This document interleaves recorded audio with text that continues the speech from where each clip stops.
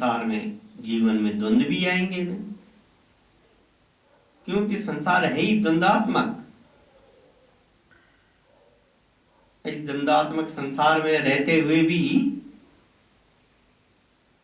हम प्रसन्न चित्त कैसे रह सकते हैं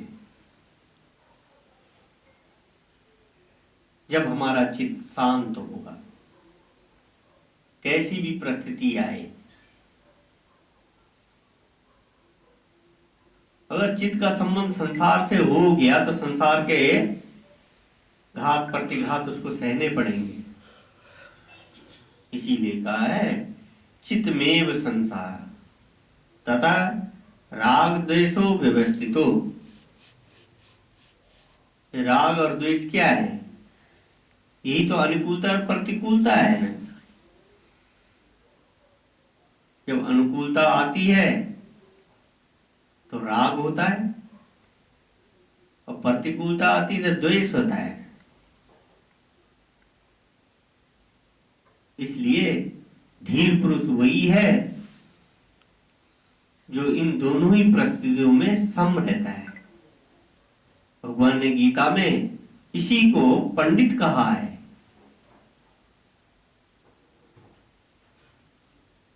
धीर पुरुष कभी संसार के अनुकूलता और प्रतिकूलता में मोहित नहीं होता। जानता है ये आने जाने वाली है,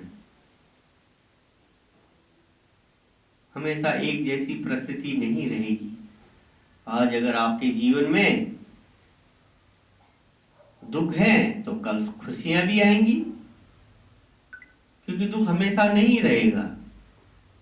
और खुशियां आएंगी तो खुशियां भी हमेशा एक जैसी नहीं रहेंगी, क्योंकि जब तक शरीर है संसार में तो संसार है ही परिवर्तनशील। संसार में तो परिवर्तन होते रहते हैं, परिणति होती रहेगी। परिणति का मतलब ही होता है बदलना।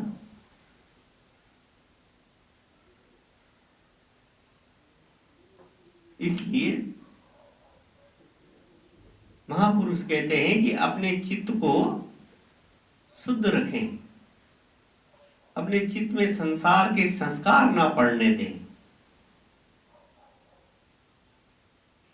क्योंकि चित्त में संसार तभी पड़ते हैं जब हम बार बार उन संस्कारों का स्मरण करते हैं, बार बार उन्हीं को याद करते हैं।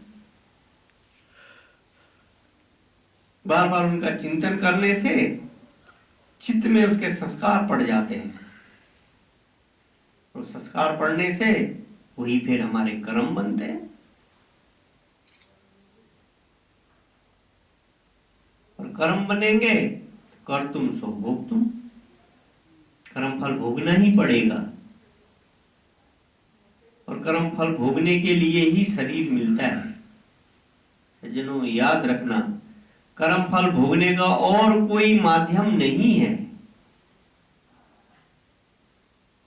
कर्म फल आप केवल शरीर के द्वारा ही भोग सकते हैं।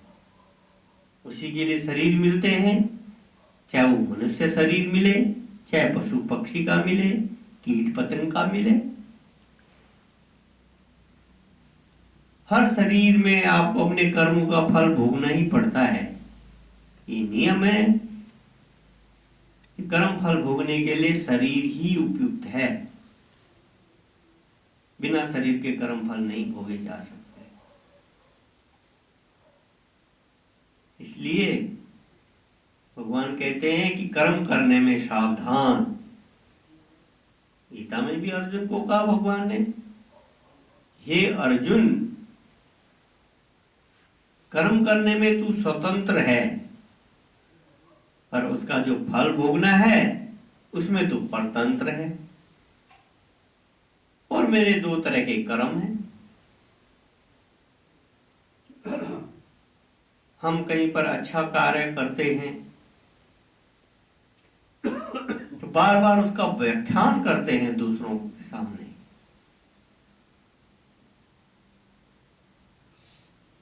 अगर आपके अंदर कोई विशेषता है, कोई गुण है, उसको अपने जीवन में व्यवहार में लाना चाहिए, ना कि उसका व्याख्यान करना चाहिए।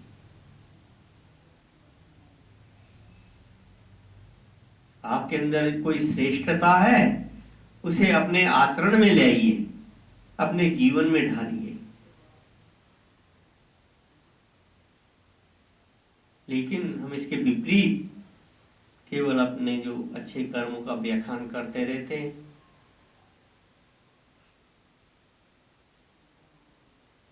और समर्थ तो वो है कि जो अपने दोनों ही कर्मों का व्याख्यान करे।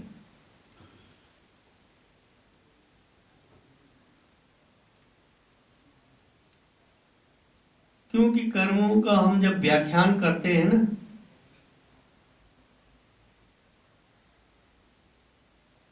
तो उसको बार बार स्मरण करने से जो होता है, हमारे चित्त में उसके संस्कार पड़ जाते हैं।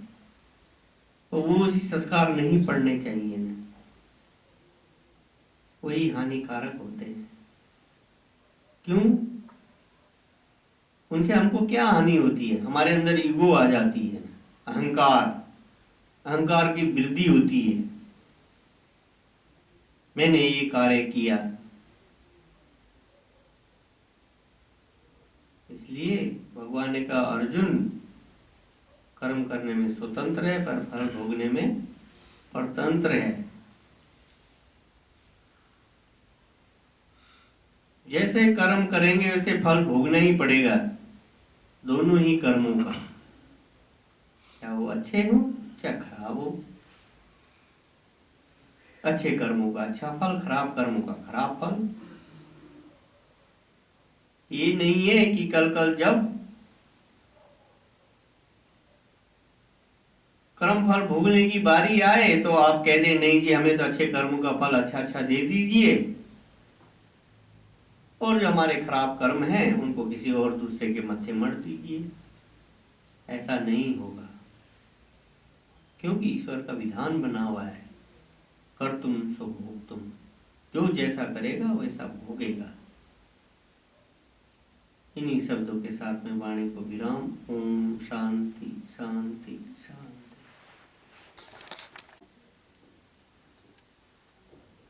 कल कह रहे थे कि हम व्यक्ति की ऊपरी क्रियाओं को देखते हैं, उसकी अंदर की निष्ठा कोई दूसरा नहीं जान सकता, वह कितना आत्मनिष्ठ है। उसी को स्वयं पता होता है कि मेरी स्थिति कहां पर है।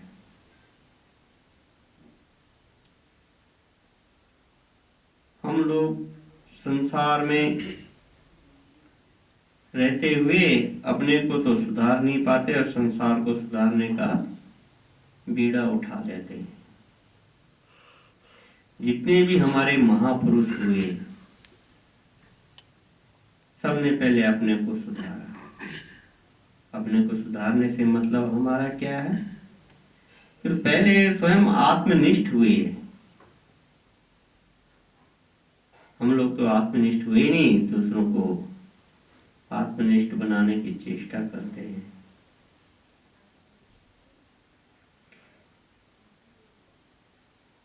राम जी व्यवहार में तभी आए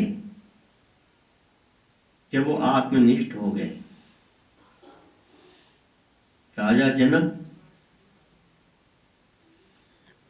आत्मनिष्ठ होने के बाद भी अपने राज्य को सुचारू रूप से चलाते रहे।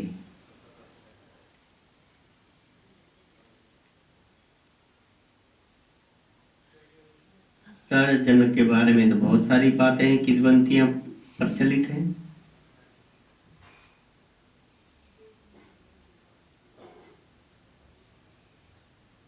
राजा जनक को हर समय सत्संग का रस लगा रहता था। उनके दरबार में बड़े बड़े ब्रह्मज्ञानी महापुरुष थे, विद्वानों की सभा होती थी।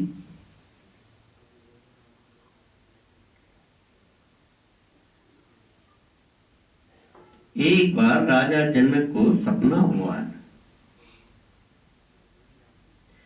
सपने में उनके उनका सारा राजपाट छिन गया, वो भिखारी हो गए। मांगते मांगते कहीं से उनको थोड़ा सा दाल चावल मिला, उन्होंने खिचड़ी बनाई। खिचड़ी को जैसे ही किसी चीज में लेके खाने लगे, इतने में 2 बैल लड़ते हुए आए और उनकी खिचड़ी गिर गई। सपने में हाय चिल्लाए। जैसी खिचड़ी गिरी, उनकी जाग खुल गई, नींद से जाग गए। क्योंकि सपना जब भी आता है वो पूरी नींद में नहीं आता ना, छिछली नींद में सपने आते हैं। वो बड़े घबराए, देखा मैं तो अपने महल में हूं, अपने महल में अपने बिस्तर में लेटा हुआ हूं, लेकिन ये क्या हुआ? उनको बड़ा आश्चर्य हुआ। सवेरा हुआ, दरबार लगा तो उनके दरबार में बड़े बड़े विद्वान लोग रहते थे। उन्होंने विद्वानों की सभा बुलाई।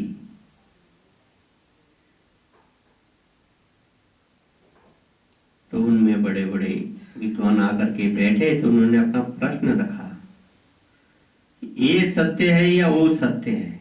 बाकी बात नहीं बताई, केवल प्रश्न ये था ना कि ये सत्य है या वो सत्य है।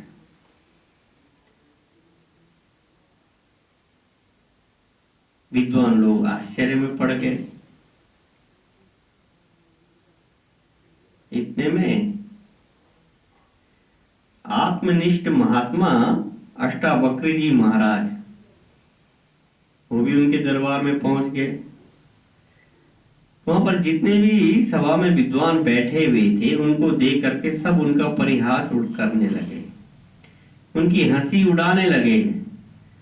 क्यों? क्योंकि उनका शरीर जो था ना, वो 8 जगह से टेढ़ा मेढ़ा था, इसलिए उनका नाम अष्टावक्र रखा गया। सज्जनों, आत्मनिष्ठा के लिए ऊपर से आपका शरीर कैसा है इसकी कोई विशेषता नहीं है। विशेषता तो आपके अंतःकरण की और मन की है कि आपका अंतःकरण कितना शुद्ध है और आपका मन कहाँ तक आत्मनिष्ठ में स्थित है। जब वो विद्वान लोग अष्टावक्र जी का परिहास करा, तो उन्होंने राजा जनक से पूछा, राजा जनक, तुमने यहाँ पर विद्वानों की सभा बिठाई है चर्मकारों की? उनका महाराज ये सब विद्वान लोग हैं। कहा मुझको तो इनमें कोई भी विद्वान नहीं नजर आया, सब चर्मकार नजर आ रहे हैं। राजा जनक ने पूछा कैसे? अष्टावक्र ने उत्तर दिया कि राजा जनक, इनकी जो दृष्टि है ना, वह चाम पर है। ये मेरे ऊपरी शरीर को, मेरी चर्म को देख रहे हैं। मैं 8 जगह से टेढ़ा मेढ़ा हूं, इसलिए मेरा परिहास उठा रहे हैं।